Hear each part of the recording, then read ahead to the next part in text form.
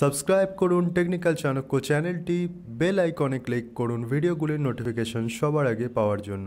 বন্ধুরা, বর্তমান সময়ে কোনো ডিজিটাল পেমেন্টের ক্ষেত্রে বা মানি ট্রান্সফারের ক্ষেত্রে আমরা ধীরে ধীরে ইন্টারনেট ব্যাংকিং বা ডেবিট কার্ডের পরিবর্তে কিউআর কোড স্ক্যান করে অথবা ইউপিআই আইডির মাধ্যমে মানি ট্রানজ্যাকশনে অভ্যস্ত হয়ে উঠছি এবং আমরা শুনতে পাচ্ছি যে ভবিষ্যতে আস্তে আস্তে আমরা ডিজিটাল কারেন্সি বা ক্রিপ্টোকারেন্সির ব্যবহার দেখতে পাবো।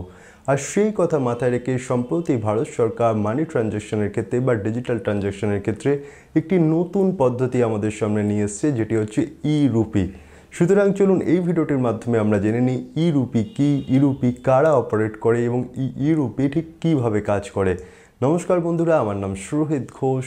আপনারা দেখছেন বাংলা ভাষার প্রযুক্তিগত চ্যানেল টেকনিক্যাল চাণক্য, যেখানে আমি আপনাদের সাথে বর্তমান সময় প্রযুক্তির বিষয়গুলি সহজতর উপায়ে বিশ্লেষণ করে থাকি। চলুন তাহলে এই ভিডিওটির মাধ্যমে আমরা জেনে নিই ই রুপির সম্বন্ধে।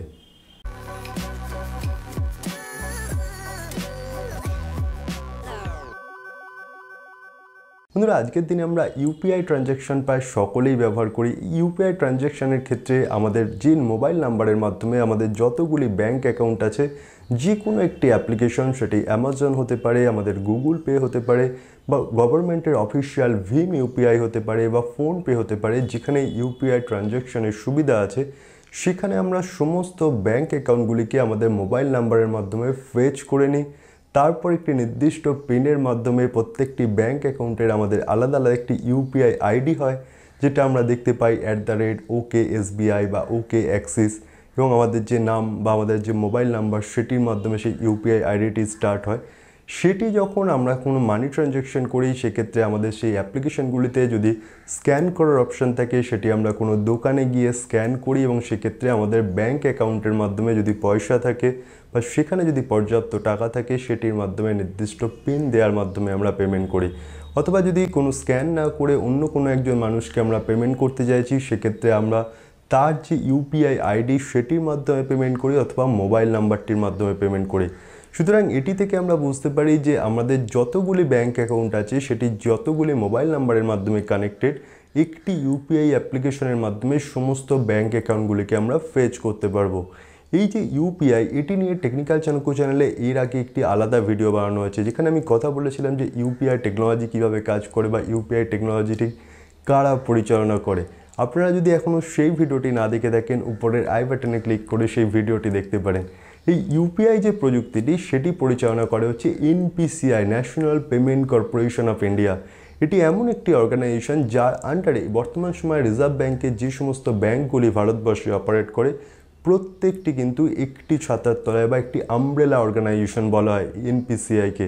যে কারণেই আমরা যে কোনো ইউপিআই অ্যাপ্লিকেশনের সমস্ত ব্যাংকের অ্যাক্সেস পাই আমাদের মোবাইল নাম্বারের মাধ্যমে। এই ইউপিআই পরিচালনা করে যারা এনপিসিআই, তারাই এই নতুন টেকনোলজিকে নিয়ে এসছে, যেটি হচ্ছে ই রুপি। শুনেই আপনি বুঝতে পারছেন যে ডিজিটাল টাকা বলা হচ্ছে এটিকে।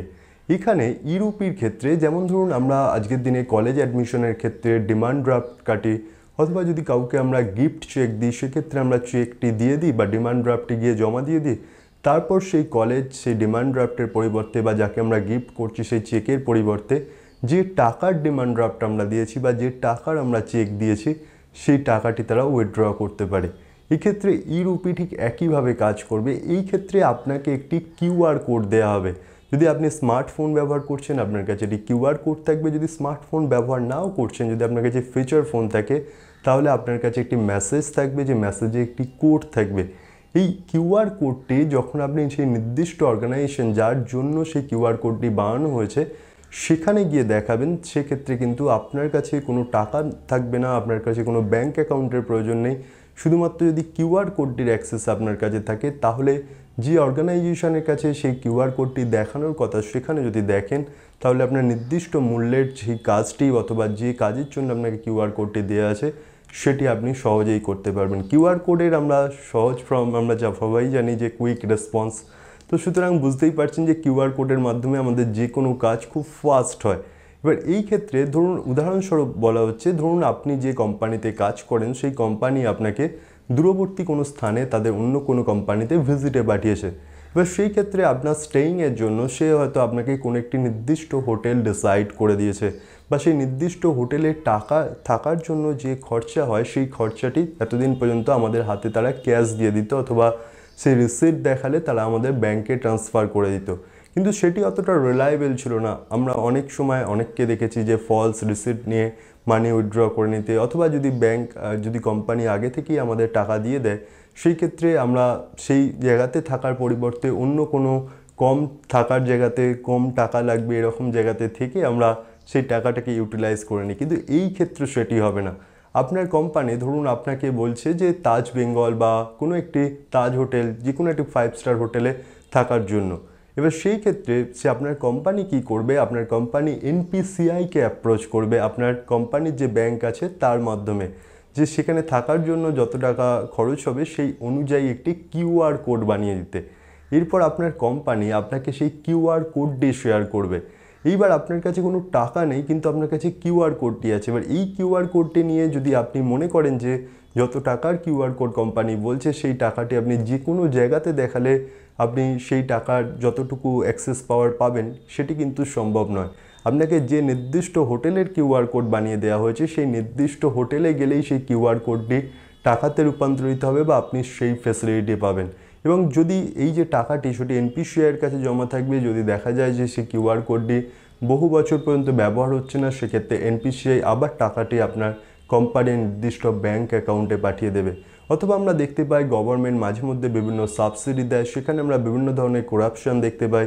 সেখানে ভুল ইনফরমেশন দিয়ে প্রচুর মানুষ গভর্নমেন্টের এই টাকার সুবিধা নিয়ে নেয়। এই ক্ষেত্রেও কিন্তু গভর্নমেন্ট আমাদের সাথে কিউআর কোড শেয়ার করবে, যে কিউআর কোডটি নির্দিষ্ট জায়গাতে যদি দেখানো হয় তাহলেই সেই কিউআর কোডটির মধ্যে যে টাকা দেয়া আছে সেই টাকার জিনিস আমরা পাবো। যেমন কৃষকদের ক্ষেত্রে অনেক সময় ইউরিয়ার সাবসিডি দেওয়া হয়, সেক্ষেত্রে কৃষকদের সেই কোড বা কিউআর কোড দিয়ে দেওয়া হবে। কৃষকরা ইউরিয়া বিক্রি করে যে কোনো জায়গাতে গিয়ে যদি সেই কিউআর কোডটি দেখায় তাহলেই কিন্তু গভর্নমেন্টের সাবসিডিতে সে ইউরিয়াটি পেয়ে যাবে। আর বর্তমান সময় এই যে ই-রুপি চালু হয়েছে, এটি হচ্ছে ডিপার্টমেন্ট অফ ফাইন্যান্স এবং মিনিস্ট্রি অফ হেলথের উদ্যোগে। বর্তমান সময়ে কোভ্যাক্সিন বা আমাদের যে কোভিশিল্ড, যে সমস্ত করোনা ভাইরাসের ভ্যাকসিনগুলি আছে সেগুলি কিন্তু গভর্নমেন্ট আমাদের সাবসিডিতে দিচ্ছে। যে কারণে আপনি দেখবেন আপনার ভ্যাকসিনের সার্টিফিকেটে বেনিফিশিয়ারি আইডি আছে। এই বেনিফিশিয়ারি আইডির মাধ্যমেই গভর্নমেন্টের কাছে অ্যাকাউন্টেবিলিটি আছে। আপনি যে ফ্রিতে ভ্যাকসিনটি পাচ্ছেন তার জন্য গভর্নমেন্ট যে টাকাটি পে করছে সেই ভ্যাকসিন প্রডিউস করছে যারা তার হিসাব আছে। এক্ষেত্রে যদি আপনাদের ফ্রিতে ভ্যাকসিন নিতে হয় বর্তমান সময়, সেক্ষেত্রে আমাদের কোনো সরকারি জায়গাতে গিয়ে নিতে হচ্ছে। কিন্তু এই ই-রুপির মাধ্যমে যদি গভর্নমেন্ট আপনার সাথে একটি কিউআর কোড শেয়ার করে, যেক্ষেত্রে গভর্নমেন্ট আপনাকে, যেহেতু আপনার জন্য সেই টাকাটি অলরেডি বরাদ্দ করা আছে, সেই ক্ষেত্রে এই কিউআর কোডটি নিয়ে আপনি প্রাইভেটেও যে কোনো জায়গাতে যেখানে ভ্যাকসিন দেওয়া হচ্ছে সেখানেও গিয়ে যদি কিউআর কোডটি দেখান, তাহলেও যাতে আপনি ভবিষ্যতে ভ্যাকসিন পেয়ে যেতে পারেন।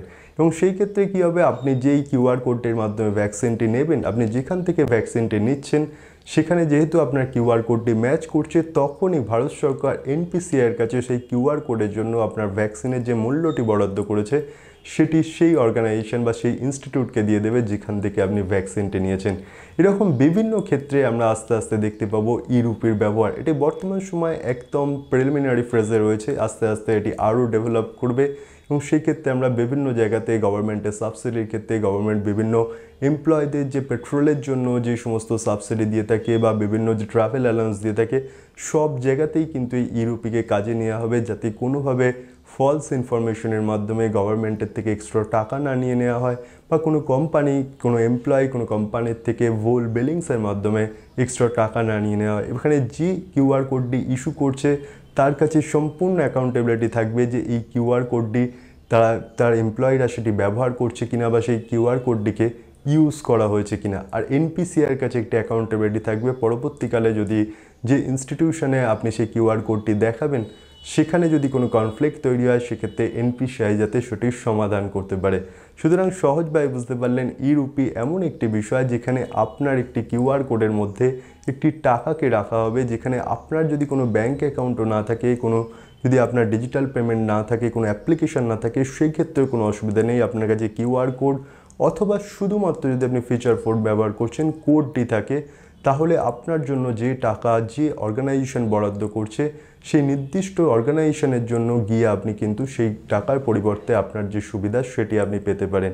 আস্তে আস্তে আমরা দেখতে পাচ্ছি যে ব্লকচেন টেকনোলজি ইথিওপিয়া বা আফ্রিকার বিভিন্ন কান্ট্রিতে ব্যবহার করা হচ্ছে, যেখানে এই যে আমরা টাকার মাধ্যমে যে লেনদেন করি সেক্ষেত্রে টাকার ভ্যালু শুধুমাত্র আমাদের রিজার্ভ ব্যাংকের গভর্নরের সাইন থাকে বলে সেই টাকা বা সেই কাগজটির অত ভ্যালু, এবং সেই টাকা টোকেন কতগুলো কার কাছে আছে আমরা জানি না, যে ক্ষেত্রে ব্ল্যাক মানির প্রবলেম আমরা দেখি। কিন্তু যখনই আমরা ব্লকচেন বা এরকম টেকনোলজিকে ব্যবহার করব সেক্ষেত্রে কোন টাকা কোথায় যাচ্ছে, কে কোথায় ব্যবহার করছে সমস্ত অ্যাকাউন্টেবিলিটি থাকবে, এবং সেক্ষেত্রে যে ব্ল্যাক মানির যে সমস্যা বা করাপশনের সমস্যা সেটা অনেকটাই কমে যাবে।